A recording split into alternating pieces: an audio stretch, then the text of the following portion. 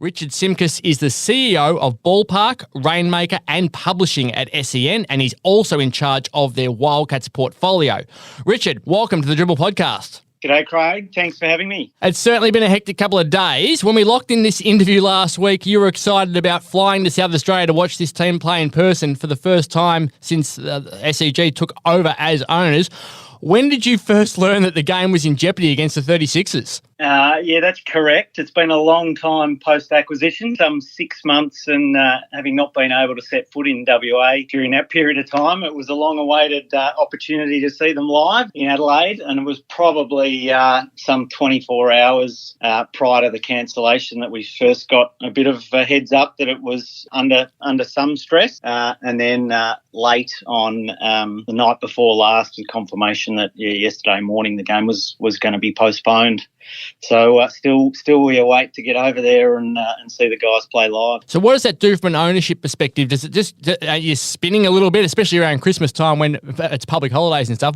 How many phone calls are going on between all you guys trying to work out what's going on? Yeah, we're spread across 3 different time zones at the moment. Our general manager of basketball, Danny Mills, has just ducked back home to Philly to bring his family back to Perth to live finally. So Danny's operating across the US. CEO of the club, Troy Giorgio, is obviously staying put in Perth, and ourselves as owners operating here out of Melbourne. So, there's some late night phone calls right across the globe, juggling everything, and that's pretty much how things have been operating kind of post-acquisition in July. So we've already seen a New Year's Day game against Brisbane also called off, but the league has rescheduled and you'll now play Cairns New Year's Eve.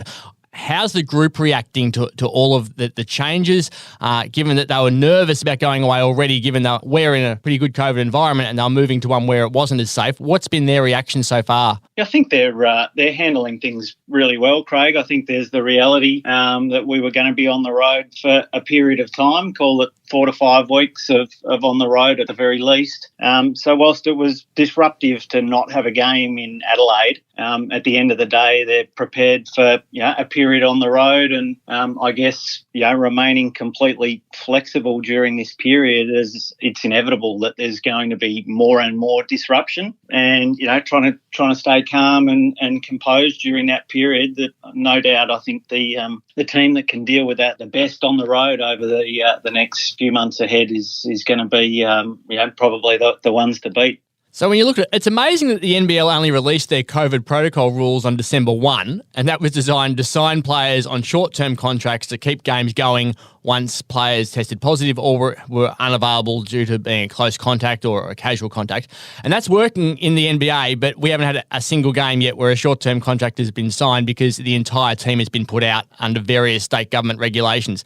Do you think it's now clear that these rules aren't going to work because the state governments aren't going to allow it to happen? Yeah, I think it's certainly going to be an interesting couple of months ahead in the various different rules across the states. It does make it operationally challenging, and the rate at which this variant, I guess, is travelling through society as a whole, but then and teams and not just the NBL, we're seeing it across every sport, and only very small numbers on the roster. It's going to make it very challenging over the next couple of months ahead, that's for sure. Were you initially confident that the short-term contract situation would work? Remaining open-minded to it, I guess, Craig, is probably the best summary of that. Danny and Scott are obviously running kind of the specifics of the basketball roster and how we build and how we continue to evolve that. So remaining open-minded and flexible to what I'm sure is going to continue to be a changing operating landscape. It's a really interesting time when we look at things from over here where it's such a different world to what you've been living for the past couple of years. And even Scott Morrison over here said, it's strange that we're leaving the safety of WA to go to the wildfire that is COVID interstate. Do you look at it at all and think the league erred in sending the Wildcats to the eastern states rather than bringing teams over here, having the quarantine situation, but then being able to play with safety and surety? What's your thoughts now on whether more basketball should be in Perth right now? Well, I mean, selfishly, we'd love that to be the case. We're fully supportive and completely behind the NBL in the challenges that they have. It's an incredibly difficult landscape to operate in. The reality of, Western Australia at the moment is, it's going to be very difficult to get teams in and fixture games in WA. So, we were well aware of that and have been for some period of time, and supportive of the structure of the fixture that was in place. And the NBL were great working with us to get a good chunk of games away early. We could have teams come in, clean teams come in. So to have been able to do that through the start of the season into December now was really successful for us. The reality is now we face a period of time on the road. We hope that's only probably a 4 to 5 week period, and hopefully at that stage, the WA border is opened up and there's free travel into WA, and we can get teams in and fixture a good run home. And if we've been successful and resilient through the next month or so on the road, which will be challenging and will have complications and cancellations and postponements, then on an on-court perspective, we should come home really strong with a good bunch of home games to finish off the season and into the playoffs. There's so many differing approaches to COVID across all the states, and there's dramatically different case numbers in every state as well. New South Wales seems just out of control today with the 11,000. It's just a mind-blowing number. But you were planning on, the team was planning on being based in Tassie. Is that still the plan? And now that you're seeing all of the different real-world scenarios, why Tassie, why was that chosen, and why is it still the best plan? To date, as it stands at the moment, Craig, that's still the plan, but what it looks like tomorrow could be different again. In terms of, it's probably one of the safest states at the moment now to be housed out of. So that was, as of probably a week ago, I think, from memory, we were given the heads up that was likely to be the scenario. And then travelling from there, based out of there, obviously great facilities down there now. That have been built and easy for the team to be based out of there and moving around. But the league are encouraging all teams. Everyone's going to be remaining on their toes during this period of time. And I don't think we can say with any certainty that anything's going to continue to be the case beyond tomorrow. So when you look at the team right now, you mentioned Danny Mills not being there because he'll be coming back from Philly, and Troy Georgiou's over here, and you're in Melbourne. Are you going to get an extra body up there? Or wherever the team is, up there, over there, down there, whichever state they end up in, to help with the management side of things, given that Danny isn't able to be there until he gets back and goes through whatever situation he has to go through to get his family settled in WA? Luckily, that's been a pretty smooth transition back for Danny. So he's due back, or the family are due back in the country tomorrow, and he'll be joining the team straight away post that, wherever that should be, Tassie, I suspect. But we've during the off season, it's obviously been a significant period of change, both from a playing roster point of view, but also the other supportive roles around. So Scott's really well supported there, with associate head coach Mike Kelly and all of the other coaching staff around, and myself and Troy are continually in touch with Scott and the rest of the support team in and around them. And how are you managing the families while the players are away? There's only one person who's taken his partner with him, and that's Matt Hodgson, who's taken his wife and 3-week-old baby. So they're in for a bit of a challenge, it's fair to say. I don't envy that situation while being on the road. But how are you managing the ones who are back over here? No, it's absolutely probably the hardest part of it, for the guys to be away for that period of time, away from loved ones and wives and partners and their children. So I know Scott's wife and Danny's wife are working with a number of the other wives and partners to put some functions in place and get around each other and watch all the games when and wherever they may be, and ensure there's a good support network for everyone who's sadly left behind in WA while the guys are on the road during this stretch. Team started really well, haven't they? 4-1 start to the season was ideal in Perth, and Bryce Cotton has been absolutely outstanding as per usual. And I'm sure you're hanging out to see Bryce play live, and Wildcats fans should check out the double-page feature on Bryce, both online and in the December 29 edition of the West Australian. It's Wednesday, obviously, depending on when you're listening to this. That's part of our series on the 2021 WA Athletes of the Year. When do you think you'll actually get to see the team live now? Hopefully, I plan will probably be to get down to Tassie for a game in the next couple of weeks. Hopefully, Craig, that's the plan. Can't wait to see all of them live. Danny and Scott have done an incredible job building, what looks like on paper certainly one of the strongest rosters across the competition. So. Starting to see some really good signs of Bryce and Vic combining together, and Michael Fraser looks like he's going to be a superb player for us. And obviously we can't wait to get back a few of the injured boys. Whilst it's not ideal having a few of these games cancelled, it certainly does give us a little bit of rest and recuperation time for a couple of the guys that are close in getting back. Certainly been an interesting 6 months for you guys as owners. Describe your role within Sports Entertainment Group and your role as part of the integration with the Wildcats. Sure. So, I look after a few of the verticals of our broader business, our production business, Rainmaker, our sports marketing arm, Ballpark, run our publishing business, and then also oversee sort of our team ownership and rights representation arm, of which the Perth Wildcats is now proudly a new addition to that. So, it's been a wonderful transition into our business. We're now probably 6 months or tick over through that period. The club obviously, is an incredibly well-run organisation, and we've been involved in and around basketball for probably 4 years or so now as a business, and have long admired what Jack and Troy and the rest of the Wildcats franchise have built over that period of time. So we're here to play a complementary and support role to transition that into our broader business. We've continued to run and operate it similar to how it has been run in the past, and respectful to all the wonderful things the Wildcats have done over the time. But it's a huge opportunity ahead to integrate that into a broader sports media business, and for a number of executives within our business to help support that and to complement that and continue to evolve the club both on and off the court.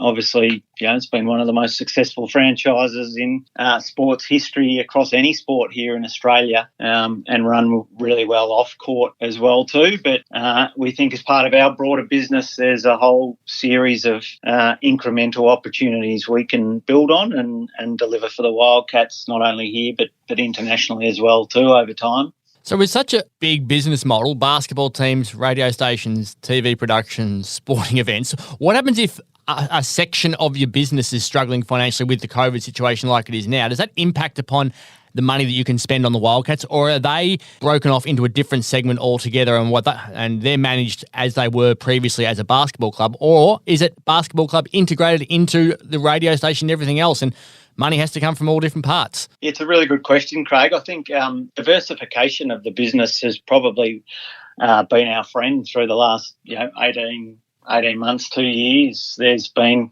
times and periods there where some of the verticals, have been more challenged by COVID. Take our publishing business, the AFL Record that we own and produce, with no fans at venues across large parts of, both of the last 2 seasons. Running a business like that has proved challenging. Our sports marketing Ballpark that does a lot of events and experiential and activation trips and travel, etc. That's obviously been really impacted during that period. But conversely, Rainmaker, our production business, has thrived, had its biggest 2 years ever, and expanded significantly in both live sport production, but then more broadly content creation.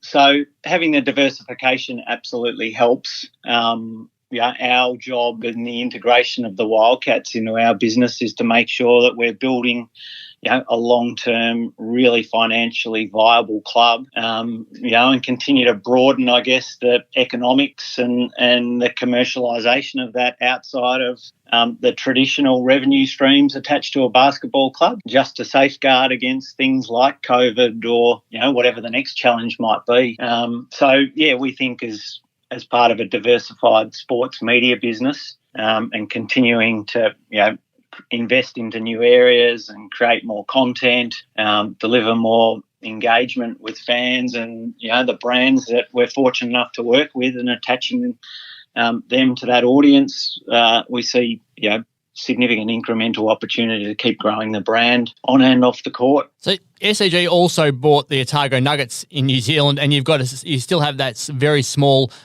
investment in Melbourne United. Are you done? Like, is there more teams to come, or when does the buying of sporting teams stop? Well, you've obviously got a strategy here. Where are you sitting in terms of investing in anyone else? No, I'd never say we're done, Craig. One of the things I've learnt working with Hutchie over the period of time is just when you start to get comfortable and things might be relatively normal, we'll flip and change again. So, no, it's absolutely part of a longer-term acquisition and growth strategy of the business. Rights representation or team ownership and integrating that into our media business and helping tell the story of those sports brands is core of what we do. So, the Wildcats has been a great beachhead strategy for us into WA and supporting our media business and local media business over there in Western Australia. The Nuggets, whilst very early signs over there in New Zealand and yet to obviously head in the season proper, looks like it's going to be wonderful for us over there in the Otago region in New Zealand. And there's multiple other things that are bubbling along. We're always on the lookout, not just in basketball, but potentially across other sports as well too.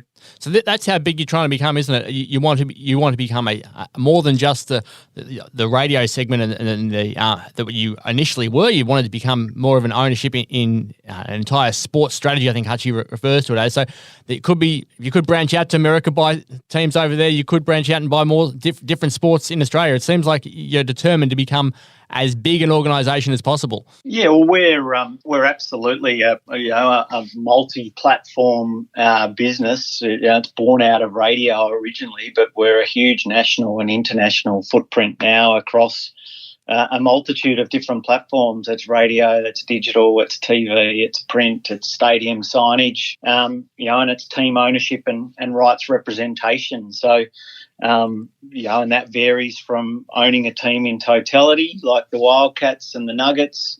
We still, as you mentioned, own a small minority share of Melbourne United, but represent the commercial rights. We do that similarly for Bowls Australia as well too, where we represent their commercial rights into the market. So certainly being able to represent sports sponsorship assets across a diversified platform and a multitude of different sports really sort of works well for us. And ultimately, as a business, we're about delivering, maximum choice and opportunity for our fans to consume as much sports content as they can, when and how they choose it across a multitude of different platforms. And if there's teams that we can own or represent and then ultimately increase and create more content and engagement out of it, fueling sort of broader sports consumption across our networks, then that's kind of the sweet spot for us. Are you able to share IP, or it might be better to say personnel or staff between the Wildcats, obviously the big brother of the Nuggets?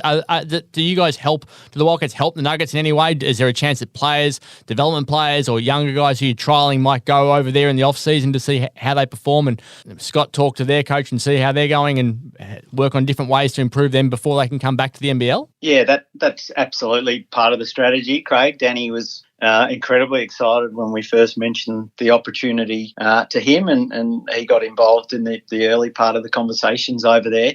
Certainly, over time, when hopefully travel's a little bit more normalised and the competitions not overlapping each other, the opportunity to potentially utilise players across both competitions or get a look at a potential development player for the Wildcats over in what is a really strong competition over there. Yeah, we think it provides great opportunity both for playing roster, but also opportunity for coaching staff and administration across both of the clubs.